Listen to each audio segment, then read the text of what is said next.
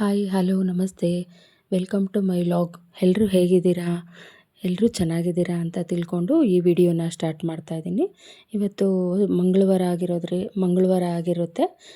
ಬೆಳಗ್ಗೆಯಿಂದನೇ ನಾನು vlog start ಮಾಡ್ತಾಯಿದ್ದೀನಿ. ಬೇಗ ಎದ್ಬಿಟ್ಟು ಇವತ್ತು ಮನೆಯೆಲ್ಲ ಕ್ಲೀನ್ ಮಾಡ್ತಾಯಿದ್ದೀನಿ. ಸೊ ಇವತ್ತು ಏನು ಸ್ಪೆಷಲ್ ಅಂದರೆ ರಾಯರು ಹುಟ್ಟಿದ ದಿನ.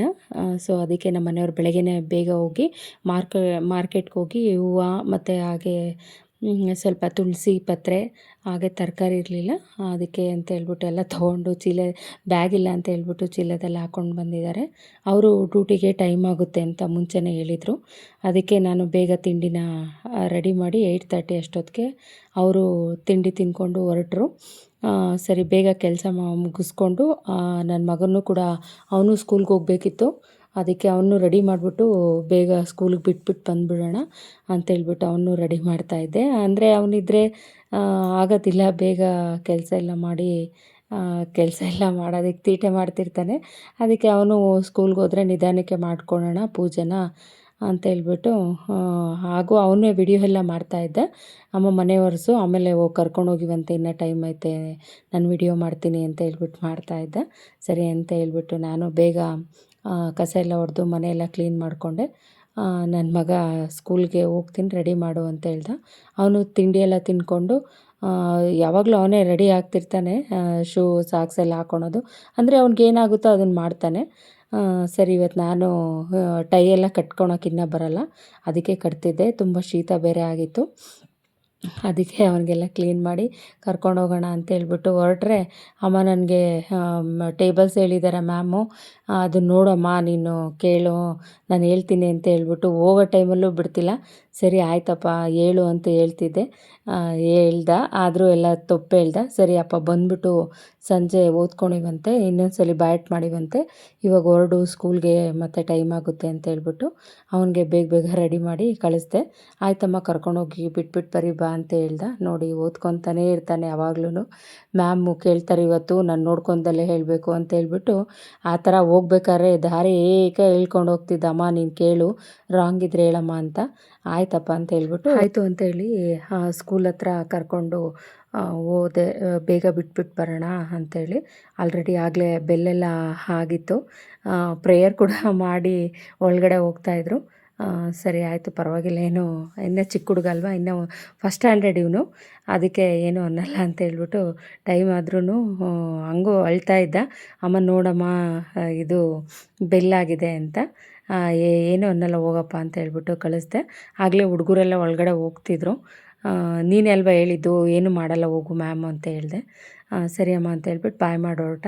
ನಾನು ಬಟ್ಟೆ ಎಲ್ಲ ನೆನ್ನೆನೇ ವಾಶ್ ಮಾಡಿದ್ದೆ. ಅದಕ್ಕೆ ಅಂತ ಹೇಳ್ಬಿಟ್ಟು ಎತ್ಕೊಂಬಂದಿಟ್ರೆ ತುಂಬ ಬಿಸಿಲಿತ್ತು, ನೆನ್ನೆನೇ ಹಾಕಿದ್ನಲ್ಲ ಮತ್ತು ಜಾಸ್ತಿ ಒಣಗೋಗ್ಬಿಡುತ್ತೆ ಅಂತೇಳಿ ಎತ್ಕೊಂಬಂದು ಒಳಗಡೆ ಇಟ್ಟು ಸ್ನಾನ ಮುಗಿಸ್ಕೊಂಬಂದು ಹಾಗೆ ರೆಡಿ ಆಗೋಣ ಅಂತ ಹೇಳ್ಬಿಟ್ಟು ಹೂವು ಎಲ್ಲ ತಂದಿದ್ರಲ್ಲ ಅದು ಎಲ್ಲ ಇಟ್ಕೊಂಡು ನಾನು ಕೂಡ ರೆಡಿಯಾಗಿ ಬೇಗ ಪೂಜೆ ಮಾಡೋಣ ಅಂತ ಹೇಳಿ ಪೂಜೆಗೆಲ್ಲ ರೆಡಿ ಮಾಡ್ಕೊತಿದ್ದೆ. ನನ್ನ ಫ್ರೆಂಡು ಫೋನ್ ಮಾಡಿಬಿಟ್ಟು, ಸುನೀತಾ ಅಂತ ನನ್ನ ಫ್ರೆಂಡು, ರೀ ಚಿಕನ್ ಸ್ವಾಮಿ ಇವತ್ತು ಜಾತ್ರೆ ಇದೆ, ಬನ್ನಿರಿ ಹೋಗ್ಬಿಟ್ಟು ಬರೋಣ ಅಂತ ಹೇಳ್ಬಿಟ್ಟು ಕರೆದ್ರು. ಅದಕ್ಕೆ ಇವಾಗ ಹೇಳ್ತೀರಾ ಅಂತಂದಿದ್ದಕ್ಕೆ, ಇಲ್ಲ ಬನ್ನಿರಿ ಹೋಗ್ಬಿಟ್ಟು ಬರೋಣ, ಚೆನ್ನಾಗಿರುತ್ತೆ ಜಾತ್ರೆ. ಅವರು ಏನೋ ಹರಕೆ ಮಾಡ್ಕೊಂಡಿದ್ರಂತೆ, ಅದಕ್ಕೆ ಹರಕೆದು ಏನೋ ಅಮೌಂಟ್ ಇದೆ, ಅದನ್ನೆಲ್ಲ ಹಾಕ್ಬಿಟ್ಟು ಜಾತ್ರೆಗೆ ಹೋಗಬೇಕು ಅಂದ್ಕೊಂಡಿದ್ದೀನಿ, ಬನ್ನಿ ಹೋಗ್ಬಿಟ್ಟು ಬರೋಣ ಅಂತಂದರು. ನಾವು ಯಾವಾಗಲೂ ಹೋಗ್ತಾ ಇರ್ತೀವಿ, ಅಮ್ಮ ಚಿಕ್ಕಮ್ಮ ಎಲ್ಲರೂ ಹೋಗ್ತಾ ಇರ್ತೀವಿ. ಮುಂಚೆ ನಾವು ಹೋಗಿದ್ವಿ, ಭಾಳ ಸಲ ಹೋಗಿದ್ದೀವಿ. ಅದೇನೋ ಸುಮಾರು ಒಂದು 5-6 ಸಲಿನೇ ಹೋಗ್ಬಿಟ್ಟು ಬಂದಿದ್ದೀವಿ. ಸರಿ ಕಣ್ರಿ ಆಯಿತು ಬರ್ತೀನಿ ಅಂತ ಹೇಳ್ಬಿಟ್ಟು ನಾನು ಬೇಗ ಪೂಜೆ ಮಾಡಿಬಿಡೋಣ, ಹಂಗೆ ಹೆಂಗಿದ್ರು ರೆಡಿ ಆಗಿದ್ದೀನಲ್ಲ, ಹಾಗೆ ಹೋಗ್ಬಿಟ್ಟು ಪೂಜೆ ಮಾಡಿಸ್ಕೊಂಡು ಬರೋಣ ಅಂತೇಳ್ಬಿಟ್ಟು ನಾನು ಕೂಡ ಬೇಗ ಬೇಗ ಪೂಜೆಗೆಲ್ಲ ರೆಡಿ ಮಾಡಿಕೊಂಡೆ. ಪೂಜೆ ಎಲ್ಲ ಮುಗಿಸ್ಕೊಂಡು ಹೊರಟ್ರೆ ಸರೋಗುತ್ತೆ. ಮತ್ತು 4 ಗಂಟೆಗೆ ನಮ್ಮ ಪಾಪು ವಾಪಸ್ ಬರ್ತಾನೆ, ಅಷ್ಟೊತ್ತಿಗೆ ಬೇಗ ಬಂದುಬಿಡೋಣ ಕಣ್ರಿ ಅಂತ ಹೇಳ್ಬಿಟ್ಟು, ಬೇಗ ಬರ್ತೀನಿ ಅಂತ ಹೇಳ್ಬಿಟ್ಟು ನಾನು ಬೇಗನೆ ರೆಡಿಯಾಗಿ ಬೇಗ ಪೂಜೆ ಎಲ್ಲ ಮುಗಿಸ್ಕೊಂಡು ಬರ್ತೀನಿ ಅಂತ ಹೇಳಿದೆ. ತಿರ್ಗಾ ಫೋನ್ ಮಾಡಿ 12 ಗಂಟೆಗೆ ಬನ್ನಿರಿ, ನನಗೊಂದು ಸ್ವಲ್ಪ ಕೆಲಸ ಇದೆ ಅಂತಂದರು.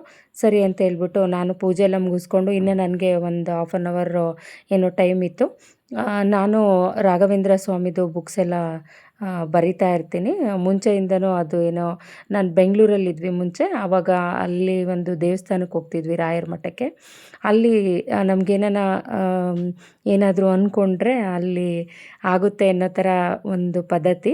ಸೊ ನನಗೂ ಭಾಳ ಆಗಿದೆ. ಅದಕ್ಕಾಗಿ ನಾನು ಅಲ್ಲಿಂದ ಬುಕ್ಸ್ ಎಲ್ಲ ತೊಗೊಂಡು ಅಲ್ಲೆಲ್ಲ ಇದ್ದಾಗ ಬೆಂಗಳೂರಲ್ಲಿ ಬರಿತಾ ಇದ್ವಿ.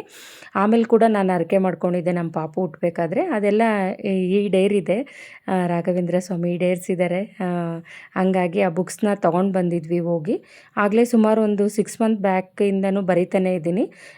ಅದಕ್ಕೆ ಇವಾಗ ಇನ್ನೂ ಟೈಮ್ ಇತ್ತಲ್ಲ, ಹಾಫ್ ಆನ್ ಅವರು, ಇವತ್ತು ಒಂದು ಸ್ವಲ್ಪ ಬರೆದ್ಬಿಡೋಣ, ಒಂದು 5-6 ಪೇಜು ಅಂತ ಹೇಳ್ಬಿಟ್ಟು ಕೂತ್ಕೊಂಡು ಬರೆದೆ. ಆಗಲೇ 2 ಬುಕ್ಸು ಖಾಲಿ, ಅಂದರೆ 5 ಬುಕ್ಕು ನಾನು ಹರಕೆ ಮಾಡ್ಕೊಂಡಿದ್ದೆ, 5 ಬುಕ್ ಬರಿತೀನಿ ಅಂತ ಹೇಳ್ಬಿಟ್ಟು. ಈ 2 ಬುಕ್ಕು ನಾನು ಕಂಪ್ಲೀಟ್ ಮಾಡಿದ್ದೀನಿ. 3ನೇದು ಇನ್ನೊಂದು 2 ಶೀಟ್ ಇಂದ ಆಗಲೇ ಬರೆದಿದ್ದೆ.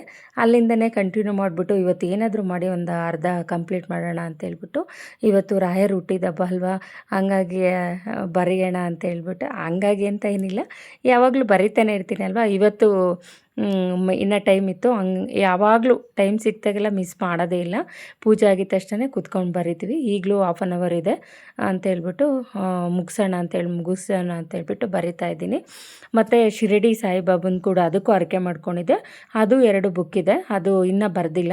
ಫಸ್ಟು ಅಪ್ಪಂದು ಮುಗಿಸ್ಬಿಟ್ಟು ಅದನ್ನು ಬರೆಯೋಣ, ಇದು ಮುಗಿಲಿ ಅಂತ ಹೇಳ್ಬಿಟ್ಟು. ಇದು 3ನೇ ಬುಕ್ಕು, 2 ಕಂಪ್ಲೀಟ್ ಆಗಿದೆ.